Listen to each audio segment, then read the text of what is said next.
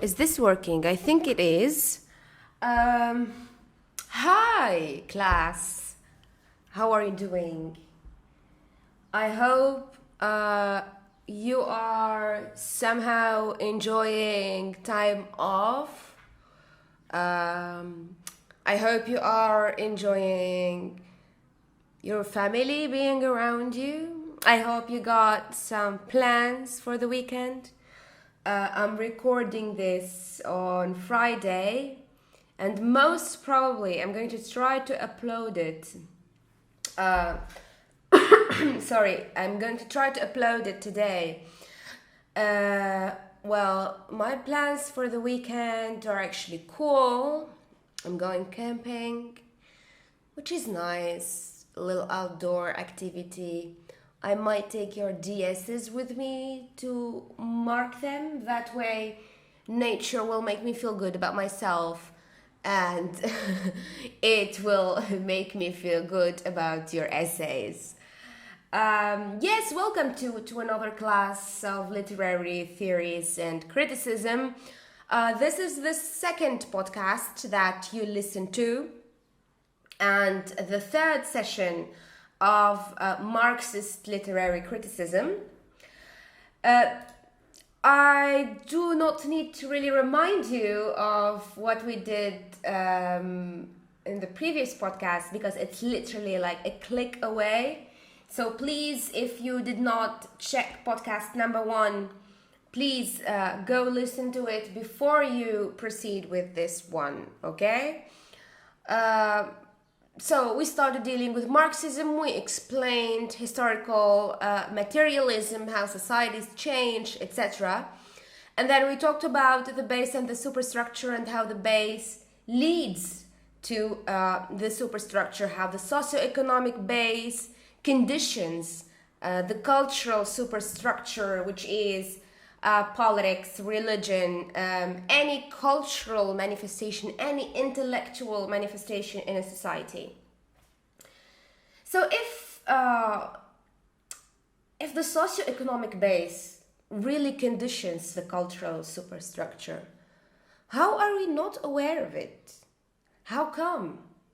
How come we still do not see that all these ideas that we are exposed to are in reality the product of the socioeconomic or the economic organization, and therefore the socioeconomic condition?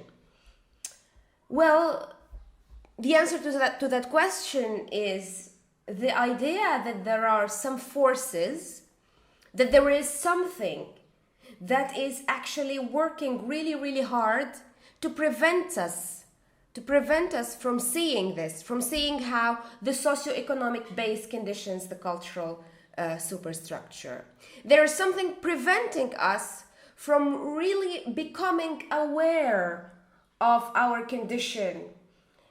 Here I remind you of the last question we asked ourselves and at the end of the last podcast, which is, how is it possible that we are still so very much not aware of the real state of affairs around us? Well, according to Marxism, we are not aware of our own condition because of the effects of ideology. This is what the Marxists say.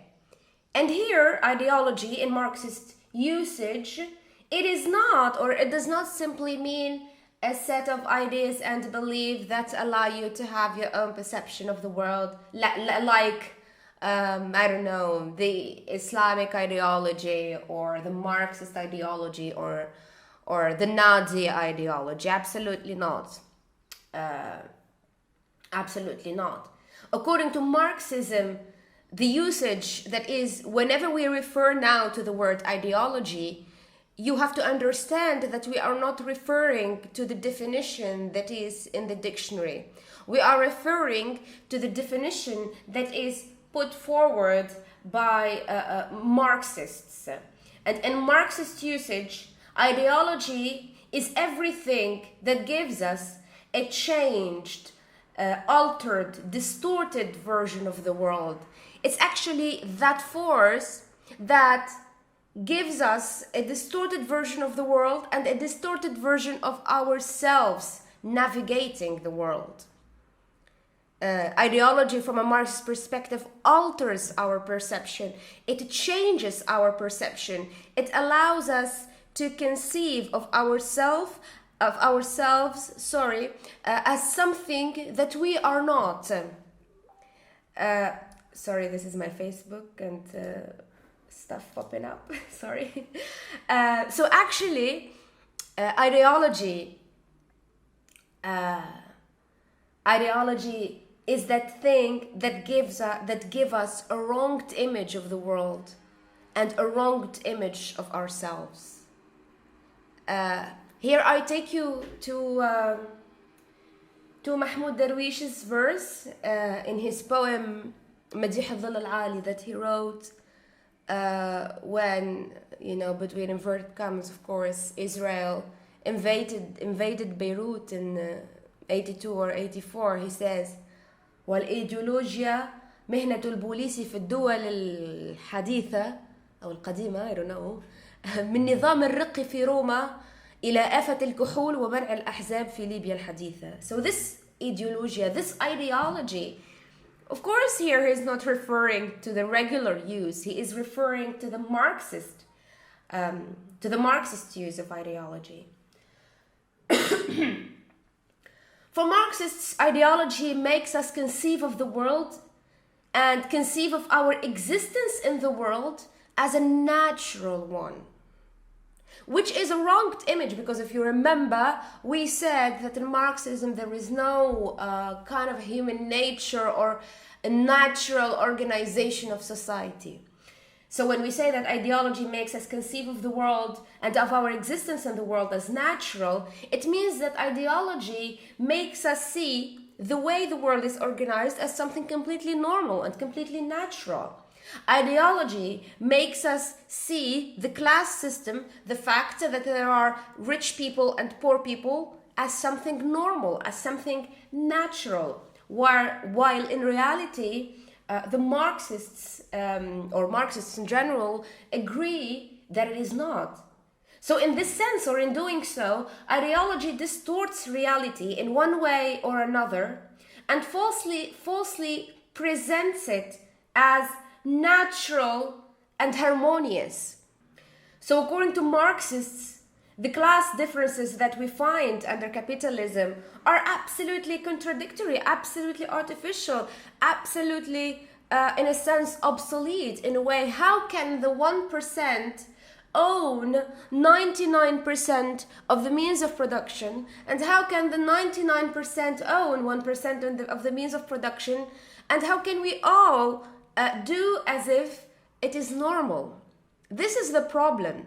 And for them, how do we come to understand that, or how do we end up conceiving of this as something completely natural and completely normal through, of course, the power of ideology? So from a Marxist perspective, if we succumb to ideology, إذا كنا نستسلموا للإيديولوجيا, in other words, in Tunisian words, we live in what we call an illusory world, in an unauthentic world, in an ungenuine world, in a world that is based on lies. We succumb to what Marxism calls a state of false consciousness. And false consciousness is here the opposite of class consciousness. الوعي الطبقي, I'm sure that you've heard some people from UJET or something talking about this whole وعي طبقي kind of thing. Well, I don't know if they still do that, but in the past and in my days, we did that a lot. So if we succumb to ideology, we are in a state of false consciousness. So just to sum up, ideology is this thing that gives us a wronged image of ourselves. I will give you a couple of examples. For example, and I know that it's been a thing, this whole Tunisian kind of personal development-ish thing that they have been doing in universities. For example, when someone tells you, you can do it, you absolutely can do it. If you focus, if you want it so badly, then you can do it. You are not who you are who you want to be, etc., etc., etc. For me, that's the pure product of ideology. Because if you take a person and you detach that person from their social conditions, from their surroundings, from their families, their neighborhoods, the region to which they belong, and you tell them you can be whoever you want, this is absolutely BS. This is absolute bullshit.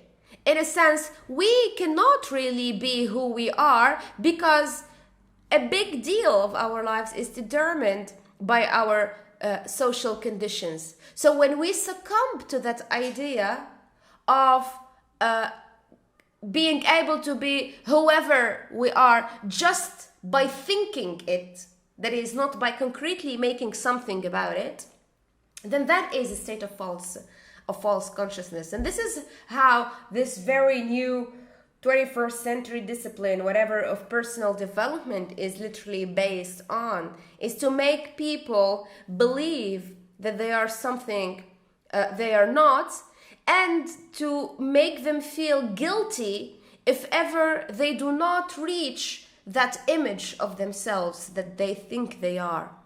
I don't know if that makes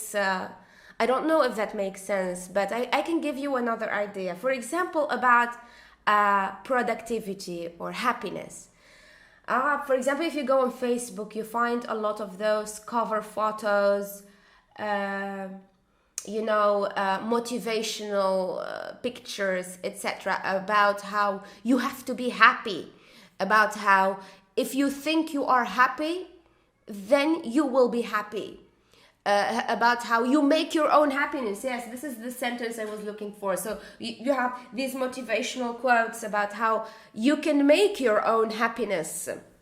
So if you're not happy, so if you are told you can make your own happiness, but then you're not happy, so the only person you can blame is yourself.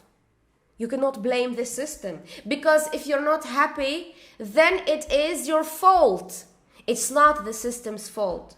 While in reality, a big part of our unhappiness is played by the conditions in which we find ourselves. And if they tell you that, you know what, rich people, they're unhappy, it's money is not happiness, well, that's ideology. That's a wrong perception of the world, in a sense. To make you believe something you are not, or someone you are not. Also, in those success stories, we hear a lot about success stories where you go to this to this theater or something, and there's a person and they are talking about how poor they were when they were young, and how they thrived and they worked and they did everything they could, and now here they are, and if they could do it, then you can do it too. And here you start thinking, yes, I can do it, etc. But if ever you don't succeed like that person, you start blaming yourself. You do not blame the system, you do not blame the government, you do not blame the status quo, you do not blame the dominant culture, so you start blaming yourself. And this is something that we find in the capitalist discourse and the liberal discourse, which is fueling the individual guilt, so that a person cannot blame the system, or from a structuralist perspective, and now you know structuralism, so that the person cannot blame the structures. This is ideology. I can go on for hours and hours about different examples of ideology. Also, the idea that if you have straight hair, you're beautiful. If you have curly hair, you're not beautiful. If you have light skin, you're beautiful. If you have dark skin, you're not beautiful, etc., etc., etc. So all of these things that we actually talked about a little bit in our class about structuralism, all of these things from a Marxist perspective, they are the pure product of ideology. Now, after we have understood what ideology is exactly, the question that we can ask ourselves is the following. How does ideology do all of this? How can ideology hide authentic reality from us? What makes ideology so powerful? Why is this happening to us? This has started to sound like a lecture on existentialism, but it's not. We're still in Marxism, ladies and gentlemen, those beyond and those in between. So the answer is provided to us. The answer to the question that we have just asked, how is ideology so powerful, etc. The answer is provided to us by a French Marxist philosopher whose name is Louis Althusser. Louis, as in Louis XIV, Louis XV, etc. Althusser, Althusser. So according to Althusser, ideology represents the imaginary relationships of individuals to their real conditions of existence. Ideology, these are his words, by the way. Ideology represents the imaginary relationship of individuals to their real conditions of existence. Ideology means the things that we imagine are real about our conditions of existence that in reality are not real. And according to Althusser, ideology is very powerful because it works through what we call an ideological state apparatus or apparatuses, which means a concrete material existence of institutions, of structures, of institutions, structures, states, the police, etc., etc., etc., whose job is to maintain the ruling ideology. And here, the ruling ideology is the ideology of the bourgeoisie in a capitalist society. But then it changes from a society to another. So this ideological state apparatus, what is it? Or apparatuses, what is it exactly? They include organized religion, the law, the political system, the educational system, all of the institutions through which we are socialized. معناتها all the institutions through which we go through the process of socialization, التنشئة. That is, all the institutions in which we learn how to be good citizens. First, organized religion, of course, the law, the political system, the educational system, etc., etc. And here I would like to finally to tackle the thing that maybe it's not a taboo, but the thing that we hear a lot about. That well, you are young because you're born in 2000. You're lucky, but since 2011, there has been this debate about communists and God, or communists and Islam, and communists and religion, or communists and Marxists and any religious representation or institution or etc. And the famous saying by Karl Marx, religion is the opium of society. الدين أفيون الشعوب. Opium, it's a sort of drug, of course, which means that what Marx meant is that how religion is there to drug people. And now we are going to actually explain that, but not in the stupid way that it is being done, but in a philosophical ways. So here, according to Althusser, the ideological state apparatuses, they include organized religion. So organized religion allows people to have a wrong image of themselves. And I will give you a specific example. Let's, for example, take the Catholic Church in the Middle Ages. Literally, the Catholic Church, I have mentioned this example 100 of times, literally selling spots in heaven for money. If you pay that much, you have an S plus 1. If you pay that much, you have an S plus 2, etc. So here, organized religion is actually telling people that if you pay the church, then you are going to be saved. So people start to think that all they have to do in their lives is to respect the church, to pay the church, and to pray for salvation. The same thing with Islam.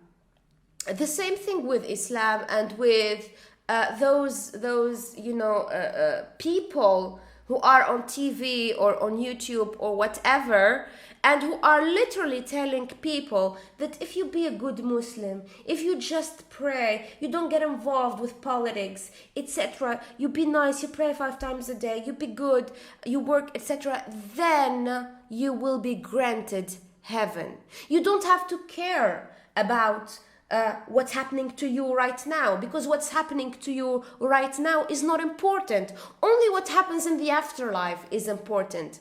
So people who are poor in this life, they start conceiving of themselves as rich, but not in this life, in the afterlife. And this prevents them actually from revolting. First, this prevents them from gaining an awareness of their socioeconomic conditions. And second, this prevents them from actually doing something about breaking free from those bad socioeconomic conditions. And here, I wanted to see how religion is being instrumentalized by the dominant ideology. And I wanted to pay attention to the fact that I said organized religion, not individual religion, not spiritual religion, but organized religion. Religion that is manifested in institutions, in, for example, Jama' al-Azhar or Dar al-Ifta, or however you want to call it. Organized religion. So people who are poor, they start to conceive of themselves as rich because they are told that their conditions, their socioeconomic conditions in this life is not important. What matters is their conditions in the afterlife. And in order to make sure their conditions in the afterlife are good, they need to do what this religious institution is saying or what that religious institution is saying. Of course, needless to say here that every aspect of your life matters. The here and now matters. And the future matters, and the afterlife matters. And this is the problem that Marxists have with religion. This is, or with Pluto, organized religion. This is why Marxists are secular. They want complete separation between state and religion, etc., etc. Same thing in relation to the law, because it's the law who gets to decide who is a good person, who is a good citizen, and who is not a good citizen. Sometimes the law asks you to snitch on your neighbor. Under Ben Ali, people snitched on their neighbors, and by doing so, they felt, well, not all of them, but some maybe stupid ones. No, I shouldn't have used the word stupid. No, especially that this is online. Maybe some other people will listen to it. We are not in our safe space in class. But some people would think that snitching is good. Snitching makes them good citizens. Sometimes voting makes you feel that you are participating in democracy. But are you really participating? All of these things, they belong to the ideological state apparatuses that Althusser describes as having a sort of material existence, not abstract existence. Because when we talk about organized religion, Here we are not talking about spirituality, absolutely not. We are talking about religious institutions. When we are talking about the law, we're not talking about ideas or about how you think a country should be ruled. No, we are talking about actual law that entail material action. We're talking about courts. We are talking about the police. We are talking about sentences. We are talking about the death penalty. We are actually talking about things that materially exist in the world. And now you understand the meaning of the word material. Huh? We are talking about things that have a material existence, not an abstract existence. Things that are embodied in all sorts of material practices. So the material existence of an ideological apparatus, it can be a small mass in a small church, it can be a funeral, it can be a football match, it can be a school day, it can be a meeting of a political party. All of these practices, what the structuralists would call social science, all of these practices, they are the material existence of ideology, according to Althusser. So what we can say here is the fact that the idea that ideology is everywhere. Everything we do is pervaded by ideology. And if you want here, you can stop and you can go to YouTube and you can type ideology, Slavoj Žižek, and you can just enjoy the spectacle. Because again, needless to say, this is very, the ideas that I have been trying to touch here and there, they are part of what we call traditional Marxism. Of course, things have evolved a lot. Things have evolved with newer insights on Marxism, and then the Frankfurt School, post-structuralism that we are going to have after Marxism, etc. So please always be aware of that. I'm glad that this is not the Marxism we know today, but these things are important to know as well. Huh? So yes, I said that ideology is everywhere. Everything we do is pervaded by ideology. Althusser says, ideas have disappeared as such, insofar that they are endowed with an ideal or spiritual existence. For him, everything is rooted in the material existence of things. So ideas have disappeared as such, to the precise extent that it has emerged that their existence is inscribed in the actions of practices governed by rituals defined in the last instance by an ideological apparatus.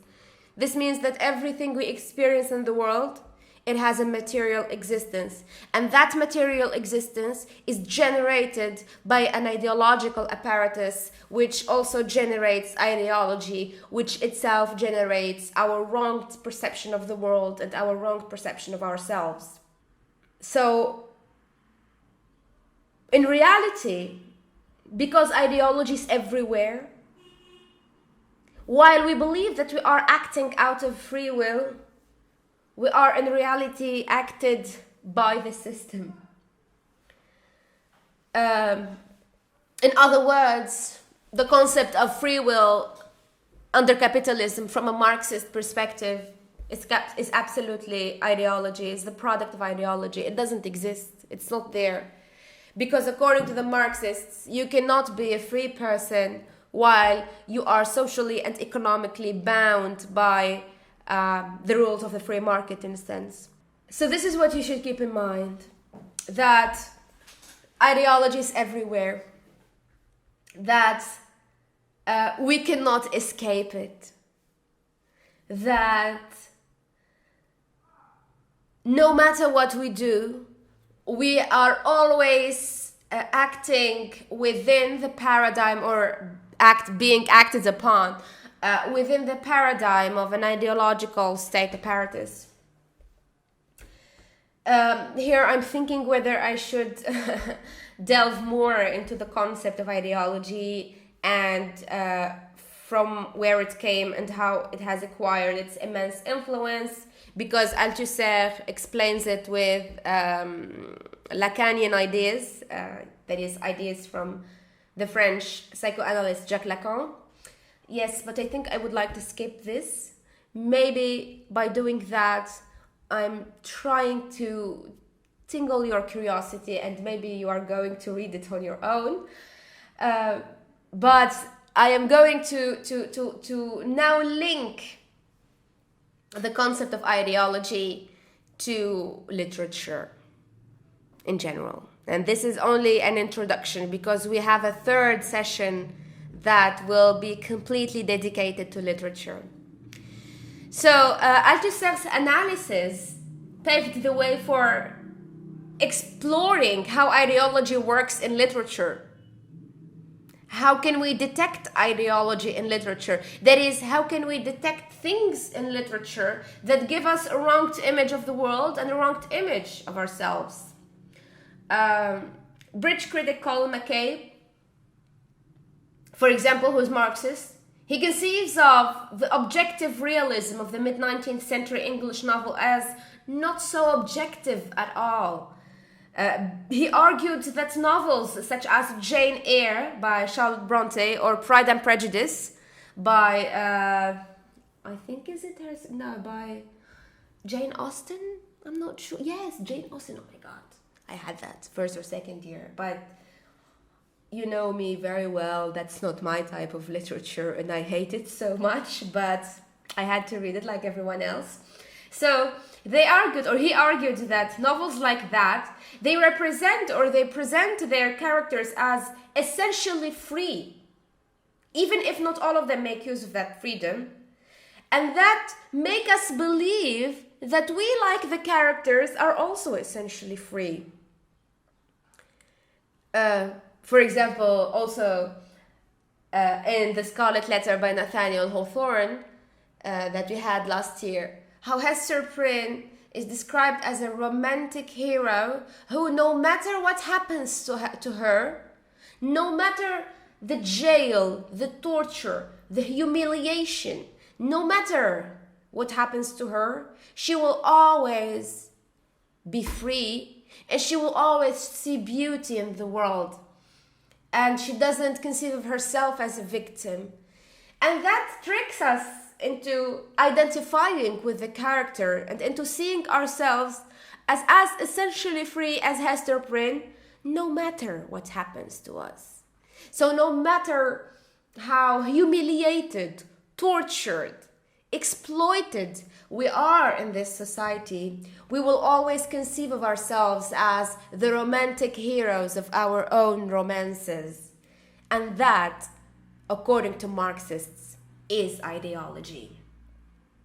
Such novels, they invite their readers to become part of a world that is essentially free and to look over the shoulders of people who make autonomous decisions. And in doing so, they create a position for their readers and give them the illusion that they too are free. Exactly what I was explaining in relation to Jane Eyre and in relation to The Scarlet Letter by Nathaniel Hawthorne.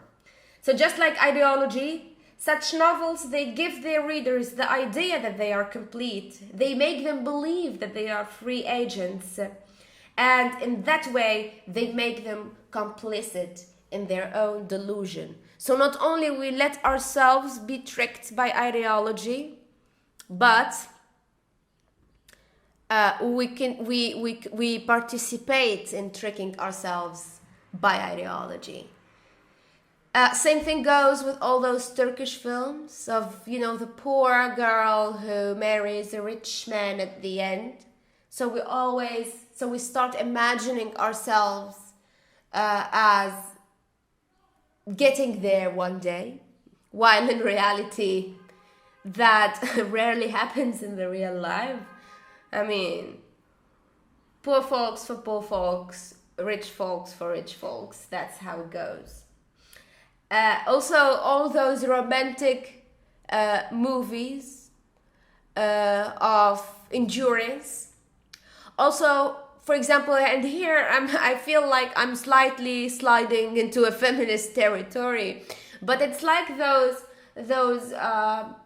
movies where there's a girl who takes a bad boy and she endures him being bad in the beginning of the relationship, and then he ends up falling in love with her and they live happily ever after because she changed him, because she fixed him. Well, that's ideology. Girls, don't be with men who need fixing. Be with ones who are already fixed. Of course, for the girls who are into the men, not the girls who are into the girls, I'm speaking. So this whole thing of being into a bad boy and then fixing a bad boy into a good boy, that's ideology, because in the real world, it doesn't happen like that. So I can again go on and on and on and on about the different examples of ideology, but what I would like you to keep in mind is the fact that ideology is there, ideological state apparatuses are there, they are waterproof, they are completely impermeable, and they are something that we absolutely cannot destroy unless with a socialist revolution. So for Althusser and many Marxists who believe in ideology, it is only destroyed when every single person of the working class gains a class consciousness and overthrows the capitalist system into a socialist system. Many Marxist critics and even many Marxist individuals, they felt uneasy with this deterministic character of the view of ideology, okay? They felt like ideology is so fatalist. I mean, if everything is governed by ideology, why are we even alive? I mean, what are we doing? I mean, if you become aware and then everywhere you look it's ideology, then what can you do? The character is too determined. The character of this view of ideology is too deterministic and too fataliste en quelque sorte, okay? So many Marxist critics, they didn't like how this definition of ideology was going.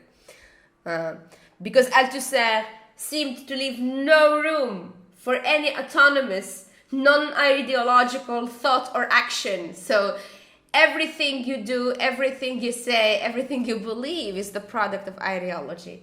However, let's be grateful that there is an Italian Marxist cutie pie named Antonio Gramsci, who wrote in the early 30s, and who got translated in the 60s and the 70s, and who changed the concept of ideology actually into something that has some weaknesses that we can focus on when trying to attack it. So Gramsci is fully aware of the power of ideology, which leads to, and here I'm quoting, the spontaneous consent given by the great masses of the population to the general direction imposed on social life by the dominant fundamental group. So he's aware of all of that, but when he explained the power of ideology, he explained it in less forceful ways than Althusser, because he calls it hegemony, not ideology. And this hegemony is the domination of a set of ruling beliefs and values through consent rather than through coercive powers. However, Gramsci's hegemony is not as strong as Althusser's ideology. It is far less inescapable than Althusser's ideology. Even if hegemony too establishes and maintains itself through civil society, through the police, through organized religion, through the political system, through all of that, it is still something that we can partly escape under hegemonic conditions. The majority, which is usually a large majority of a nation's citizens, has so effectively internalized what the rulers want them to believe that they genuinely think that they are voicing their own opinion. But there is always room for dissent. This is the main addition of Gramsci, and this is why I honestly like him. He's one of my favorites because he is so, I don't know, he makes us feel good about ourselves as Marxists. I mean, we're not depressed thanks to Gramsci in a sense, because according to him, even though hegemony saturates society to the same extent as Althusser's ideology, it is not really that waterproof, and we can catch on it and we can resist what it is doing to us with what he calls counter-hegemonic actions or counter-hegemonic acts. Hegemony in Arabic is الهيمنة, and counter-hegemonic acts are الأفعال المناهضة للهيمنة.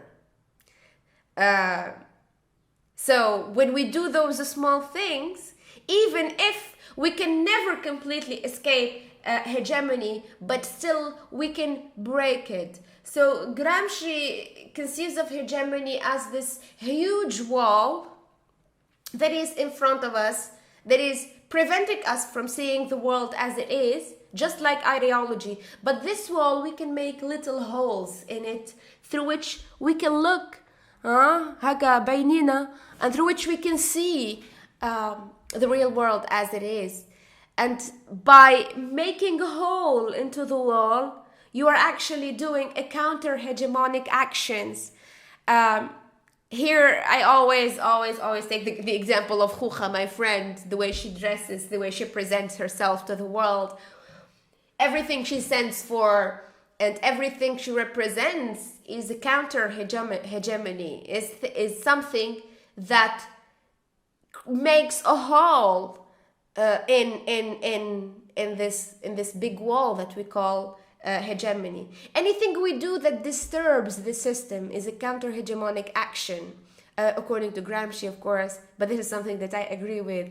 I'm not someone who describes themselves as a traditional Marxist, but I love Gramsci so much, and I don't think, even though he was writing in the 30s, I think he was really an avant-garde, and I don't really conceive of Gramsci as belonging to old Marxism or anything of the sort.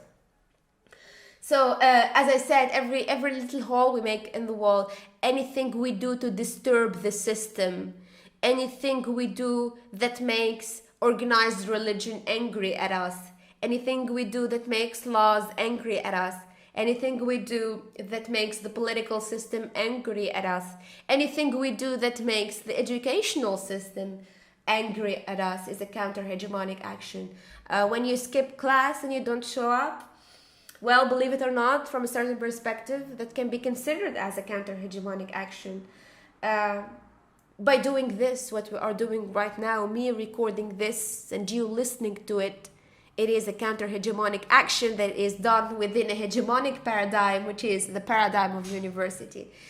But the mere fact that we are talking about all of this, we are actually making a hole in the wall. And then what I want you to keep in mind here is how flexible the concept of hegemony is, how malleable it is, and how you can approach it from so many different perspectives. Yes, I think that with this idea of us making a hole in the wall, I'm going to leave you. Please listen to the 2 podcasts that I have shared, because the third one, it's going to be basic superstructure, ideology, and hegemony all over, but in relation to examples from Western literature, from Anglo-American literature, so that we understand how these concepts are applied to literature, and so that we understand how Marxists really explain or interpret literature. To understand, again, to answer the question that I told you is the guiding thread of this class, what makes literature literature according to the Marxists. Thank you very much for listening to me. It feels like the thank you very much for coming to my class, I usually say. Thank you very much for listening to me. I'm going to leave you. Most probably I'm going to record the 3rd podcast on Monday. So please, if you have nothing to do on the weekend, Marxists seems like a good plan, honestly. I swear. And also, bad news, as usual, this is part of your final exam.